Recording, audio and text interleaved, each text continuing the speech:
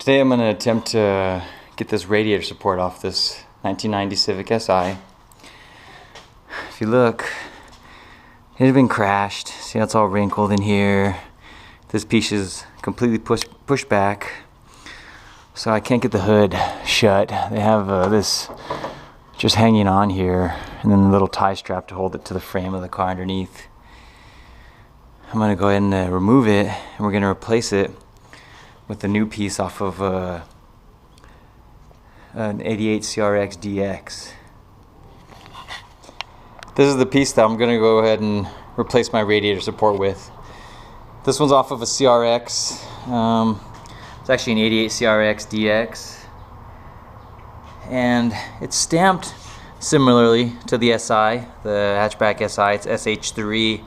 I don't know if you can see it on here that well, but it's also stamped the same, so it should fit just like the other one. What I'm going to go ahead and start doing is I'm going to have to drill out all of these spot welds. There's a handful all along the sides there and throughout the front, which attach it to the frame of the body. I need to get those off, and then I'll start taking them off of the hatchback itself once I verify that they look exactly the same and fit the same, and I can put this one up against the body of the car. This is what I'm using to drill out my spot welds. It's a 5/16 drill bit. This is actually made for stainless and heavy steel. It has a nice like pilot tip on it. It's called the pilot point, which doesn't allow it to slip on the metal. And as you can see, I've been able to get these drilled out relatively easily. And what I do every time I start a new one, I dip it into some fresh oil just to keep the bit cooler, because overheating is detrimental to the blade. The bit, I mean, and it can make it dull faster, and it's to have so many little spot welds to drill out. I don't want to have to use another bit on it. There we go. I got one side finished. If you look, handful of holes that I drilled.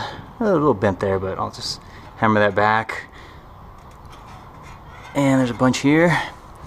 Up here there was a weird little one in the back that was tricky, but I found it and separated right off. Now I got this nice clean piece. Let's work on the other half, and I'll be done for the night.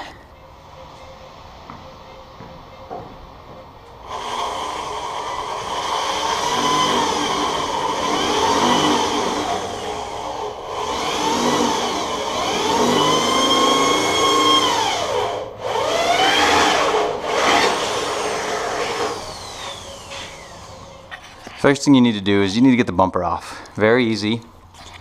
On both sides of the bumper you have two Phillips head screws.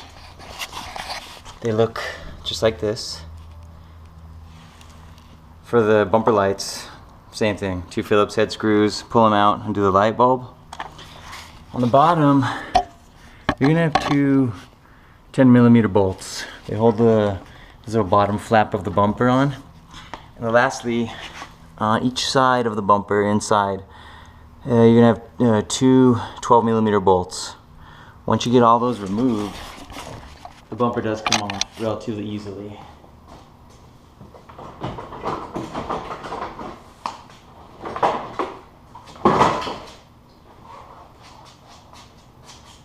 Just like that. You can see the damage here. You can see how this doesn't even bolt up. It's like a full inch off. It's one of the main reasons I'm replacing it. I'm not going to try to pull it out. It's going to look ugly. And I think just the replacement one will fit everything a lot better. Next, you need to remove the corner lights. There's one screw right here. One reason we need to remove that, there's two bolts here that we need to get off. Well, this one was covered by the corner light. This one was non-existent on this car. So once you get those off, you can get both those removed, and we're going to remove the bumper filler. The next step, you want to get your headlights removed. Should be a bolt here. It's going to be another bolt right here. You got one right here holding the bracket. There's another one. You can see it. It's right in here. It's a fourth one. I believe all four of those are the ones that hold the headlight bracket there. You can remove it, take off both the sockets for the bulb itself. Next, Go ahead and remove, there's two 12mm bolts right here. There's two on top and one right here. This one's for the horn. You're gonna have it on both sides. And then remove both these brackets because we're gonna be drilling around these, and there's a bunch of spot welds that are underneath where this mounts up. The next thing we're gonna remove is the windshield washer reservoir. You have a bolt here. You have this bracket right here. You can remove this one. I'm just gonna take off the entire bracket. There's a third one up top. It's right behind this tube. You can see it right down in there. Next, I removed both fender liners. This is actually the driver's side, but I'm showing you the passenger side. I removed the air intake box, little resonator box that goes on the bottom of the car. And the reason we need to remove the fender liner is because we are going to need to remove the fenders. We need to get here, and there's going to be a couple spot welds we're going to drill out. I was looking at the new radiator support, and it looks like there's a small bracket which actually is attached right here, and you can see it's attached to the frame of the car. I'll probably just drill out over here the spot welds. And this is the CRX DX radiator support. Looks like it should be a perfect fit. Both of them have the SH3 marking. The only thing is that bracket, you can see it's on this side too. But everything else looks great. It'll definitely fix up that huge problem right there. It's bent a little bit here, and it was a little bent right there, which was on this portion of it. Now removing the fender is pretty easy. 1, 2, 3. You got a fourth bolt right there. The fifth is there, and the sixth is down here. I already removed all of them. And since I removed everything up front, the fender is now going to come out.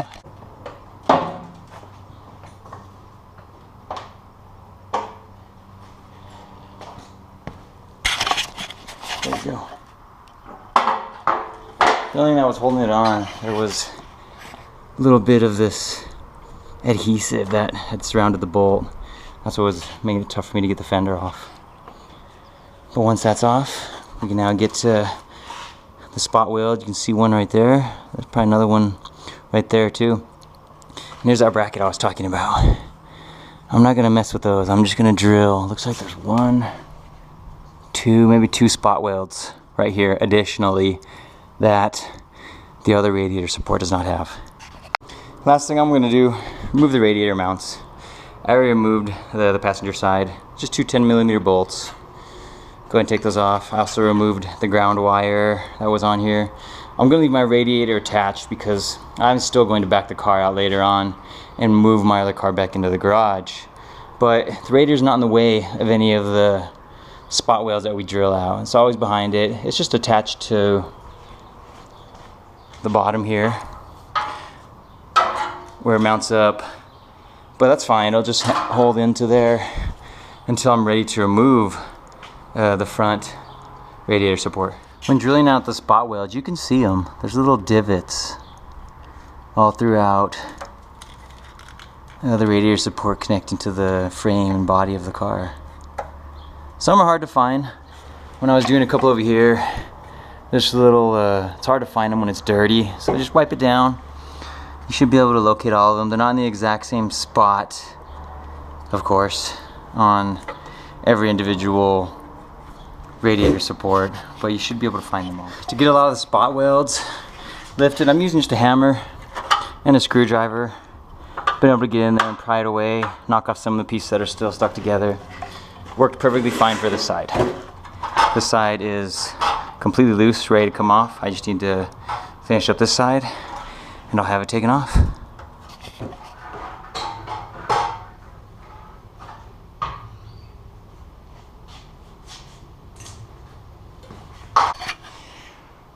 The old one and the new one.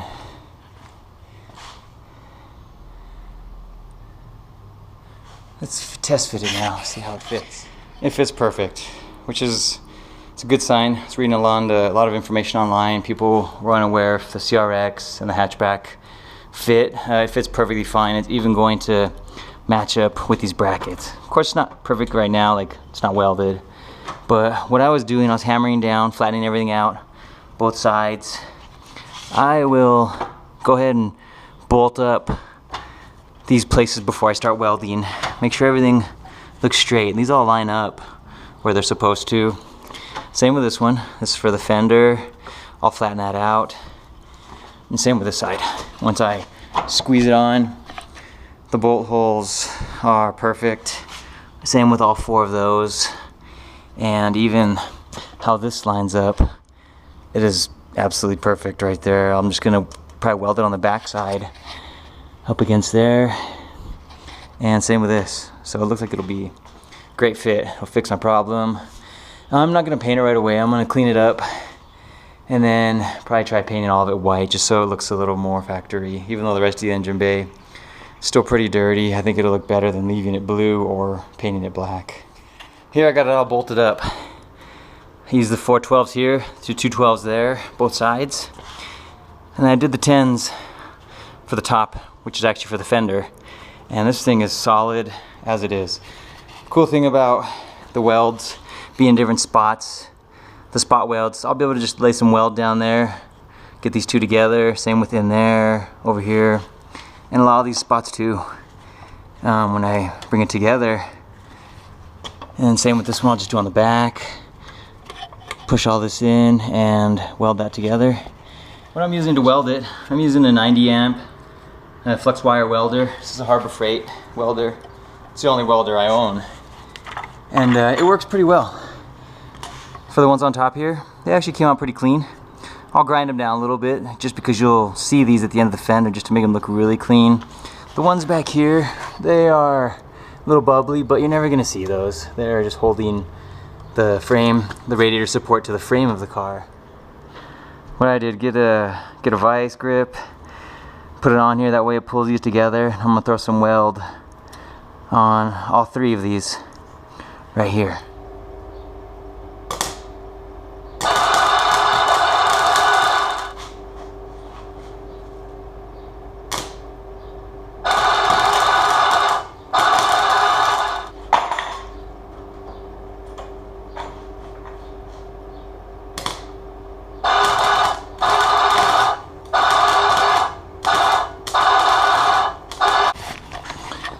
And those 3 are done. I'll go ahead and continue throughout the rest of the side and finish up on the other side. But overall, it came out pretty clean. All the welds, just filled it in. All these along the side here. And here it is, completely finished. Finished welding up the driver's side all throughout and the passenger side. Now supporting its weight on its own. The T-bar now fits. The T-bar was broken. I'm probably just gonna weld a piece of metal onto here just so I can use this one for now since I don't have an extra one lying around. Now I have what I did, just used a small piece of steel, just welded it together. It's pretty ugly. It's functional though, which is what I'm worrying about right now. And the hood lined up perfectly. Let me go ahead and shut it.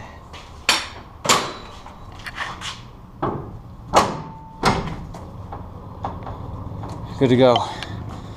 Let's see how it fits when I get everything else put together. Headlights. Here's pretty much everything put back together. Everything, I had no problem bolting everything up. The hardest part was the filler piece, since it's an aftermarket filler piece. Just kind of moving it around. I did get it to bolt up with all 7 bolts that attach to it. There's 2 on the side. There's 1 here, 1 in the center, another one at the corner of the headlight, and 2 behind one behind the actual corner light, and the other one's on the bottom. But everything bolted up, and it fits relatively well. Happy about the fitment. Bumper's going on next. I shouldn't have any problems at all with that. And this is the finished product. Grinding down the spot weld a little bit, but this is all you see. I adjusted the hood latch pin so that way the hood closes flush. And here's a look at the car completely finished with everything bolted back up.